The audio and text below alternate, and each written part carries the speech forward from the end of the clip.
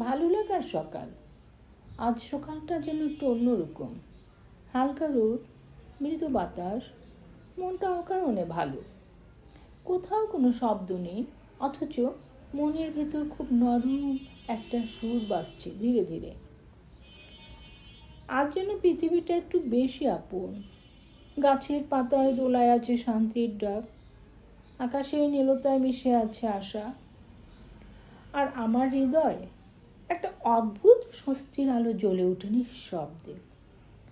জানি না কেন, তবু মনে হয় সব ঠিক হয়ে যাবে, সব সুন্দরই হবে।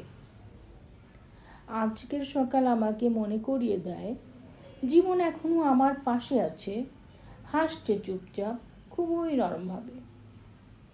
এই ভালো লাগাটা আল্লাহর এক রহমত, বরকত। হৃদয়ের ভেতর জমে থাকা সব ক্লান্তি ধুয়ে দেয়। এই জন্য নতুন করে বেঁচে ওঠার ডাক শান্ত, ধীর আর গভীর।